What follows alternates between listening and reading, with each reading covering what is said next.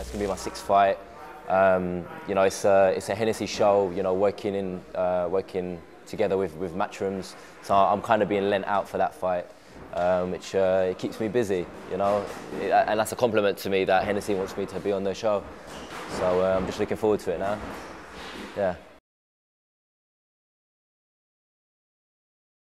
I mean, Alexandra Palace was one thing, you know, so close to home, but it's fantastic timing for me because it's my homecoming. I haven't fought since July in London, so now I'm coming back to London and fighting in such an amazing arena.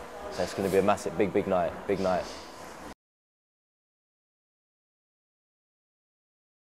Well, that was obviously that was my biggest ticket seller, Alexandra Palace, and it was about 700, 800 tickets sold by my camp. But then another couple hundred people came at the door, so it's close to 1,000 people that showed up for my 3rd fight, which was absolutely phenomenal. I couldn't believe how many tickets were sold.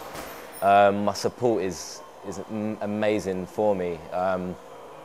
After fighting with my last fight in Glasgow, not having near as many people coming to that, obviously, for, you know, it was around Christmas time, it's in Glasgow, and I wanted to fight outside of London just to get away from everything, just to see how it feels and gain the experience. And you know what, it is a very big, you feel the difference in the ring when you're having 1,000 people shout your name and having 30, 40, 50 people shouting your name. It's a big difference. I think I had a lot of things kind of on my mind with that fight because it's my first 6-rounder, so I'm stepping up in the game now, and it was my first fight since July, so I was out the game for quite a while. I had the summer to deal with, so I had a lot of things to think about when I was in the ring, and sometimes you could lose a bit of focus. So it was quite hard mentally. It was my hardest fight, but it was fantastic for my experience. You know, the guy I fought was a very tough opponent and made me work every second of every round. It was the smallest ring I've ever fought in as well. A lot of people don't realise that not every boxing ring is the same size. So, you know, I like the big rings. I like to move around. You know, I'm a counter puncher. So, no, it was good though. It was great experience for me.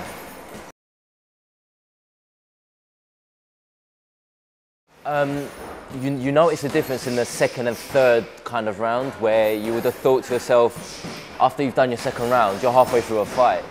Now you're not, you're 3rd through a fight. So your pace starts to drop through the mid fight. So that was the only difference. And obviously you get to see the card girl a couple more times. So that was the only difference, I thought.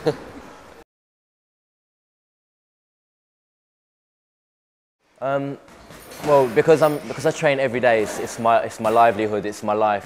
Boxing is everything I do, so I'm already conditioned to do those rounds, except, you know, I need to have a good work rate for those rounds. So, like, the last 2 rounds of my last fight were, you know, they were tough mentally, but physically I was okay.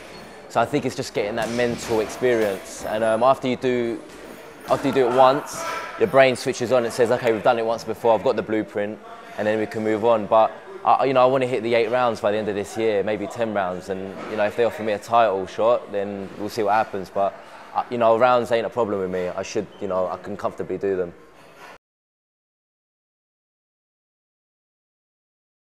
Yeah, I think, do you know what? I keep going back to this, but it's such a mental sport.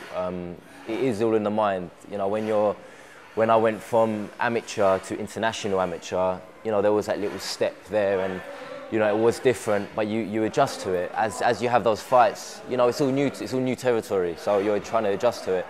And as a pro, I think I've settled pretty well. You know, no head guard, no vest. You know, I do like that aspect of it, where it's more fighting in the ring. It's not too many rules and regulations. Obviously, there's certain things you can't do. Obviously, it's a sport, but, you know, you don't get told off for a lot of the things you did as an amateur. Like, every 2 seconds they stop the fight to say you're slapping or something, and, you know, now you could just get into the fight and you don't have to think about that so much. But in terms of adjusting to the professional game, you know, I love it and I wouldn't do anything else. Basically, I did a charity event for a cancer hospice in my area in Enfield, who look after people who have been affected by cancer. You don't have to have had cancer, you know, anyone who's been affected by it. And I thought it was a really good cause, and also for, you know, a charity that my dad's linked to, which is a Community Heart in Edmonton, who, you know, help the youth in the area and, you know, do great projects. So it was really on my heart to do something like that. Me and my brother together, and a couple of people from the boxing club, we would set a target of 5,000 punches in one go, which I thought was going to take a lot longer than it did. When you're in the rhythm of throwing punches, I just didn't want to stop. So it went really well. We raised about £2,500, which was fantastic, and we've done that in about a week and a half. And, you know, Facebook's good for something, you know. So it got everyone aware of the event. So that was great. I was really chuffed that it went so well, especially before Christmas.